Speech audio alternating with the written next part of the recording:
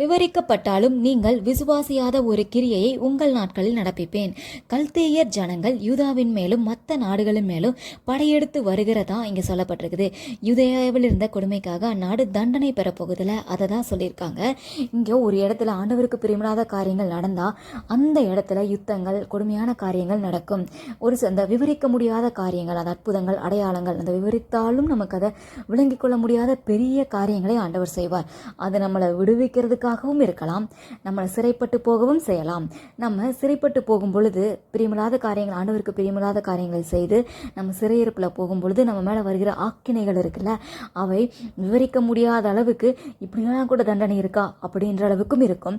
ஆனால் அதுவே சிறைப்பட்டு போயிருக்கிற டைமில் மனம் திரும்பி எகிப்திலிருந்து அந்த பிள்ளைங்க இஸ்ரவேல் ஜனங்கள் எப்படி வெளியே வந்தாங்க, அப்போ அற்புதங்கள் அடையாளங்கள் நடந்துச்சுல, அதை நம்ம யோசிச்சு பாருங்க. விவரித்தாலும் நம்ப முடியாத நிறைய அற்புதங்களை தான் நம்ம அங்கே பார்த்துருக்குறோம். அவ்வளோ வாதைகள்னால, அற்புதங்கள்னால, அடையாளங்கள்னால இஸ்ரவேல் ஜனங்களை அற்புதமாக ஆண்டவர் அங்கே வெளியே வாக்குத்தத்தம் பண்ணப்பட்ட இடத்துக்கு கொண்டு வந்திருப்பார்.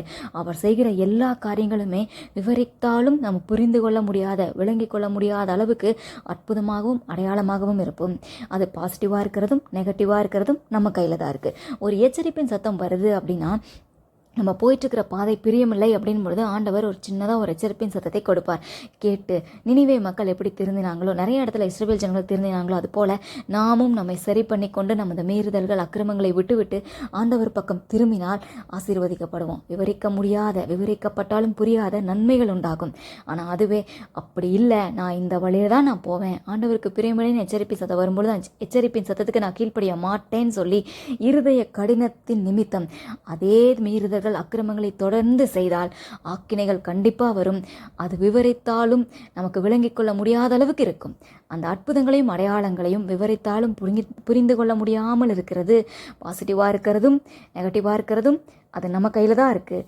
நீங்கள் நல்ல வழியில் நடந்து விவரித்தாலும் புரிந்து கொள்ள முடியாத, விளங்கிக் கொள்ள முடியாத நன்மைகளை பெறுகிற பிள்ளைகளாக, நல்ல வழியில் நடக்கிற பிள்ளைகளாக, ஆண்டவருக்கு பிரியமான வழிகளை சூஸ் பண்ணி அவருக்கு பிரியமாய் நடந்து பெரிய அற்புதங்கள், அடையாளங்களை பெற்றுக்கொள்ளுங்கள். கர்த்தர் உங்களை ஆசீர்வதிப்பார்.